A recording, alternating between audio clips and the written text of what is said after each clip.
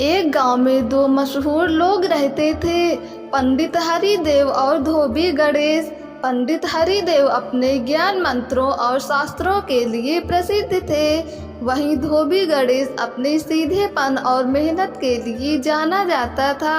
दोनों का गांव में बराबर सम्मान था, लेकिन एक दिन कुछ ऐसा हुआ कि दोनों के बीच तकरार छिड़ गई। हुआ यूं कि एक दिन धोबी गणेश अपने गधे पर कपड़े लादे हुए मंदिर के सामने से गुजर रहा था।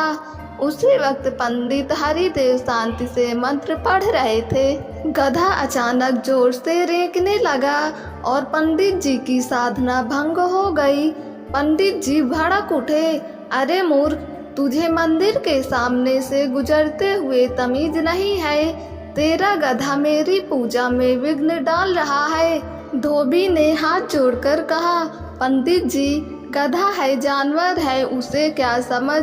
लेकिन पंडित जी को बात लग गई। उन्होंने सबके सामने धोबी को गंवार, नीच और अपवित्र कह दिया। धोबी चुपचाप चला गया, लेकिन उस दिन से उसके मन में भी एक चिंगारी जल उठी। अगले दिन गांव की चौपाल पर धोबी ने पंडित जी को खुली चुनौती दे दी। आप मुझे अनपढ़ कहते हैं, तो आइए हम दोनों के बीच मुकाबला हो। आप अपनी विद्या दिखाइए, मैं अपनी समझदारी। गांव वाले चौंक गए। पंडित जी हंसे, ये गंवार मुझसे मुकाबला करेगा, ठीक है। 7 दिन बाद पंचायत के सामने देखेंगे कौन बड़ा है। 7 दिन तक दोनों ने तैयारी की। पंडित ने शास्त्रों से श्लोक याद किए, वहीं धोबी ने गांव की छोटी बड़ी बातों पर ध्यान देना शुरू किया। फैसले के दिन पंचायत बैठी और सवालों का दौर शुरू हुआ। पंडित ने एक कठिन श्लोक सुनाया और उसका मतलब बताया।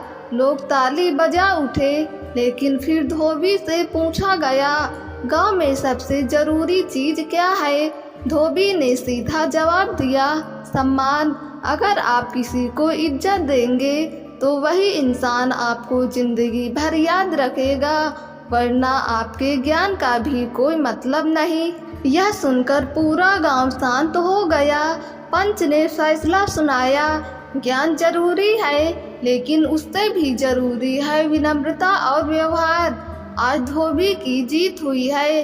पंडित जी ने शर्मिंदा होकर कहा, गणेश, आज तूने मुझे सिखाया कि असली पंडित वही है जो सबको सम्मान दे।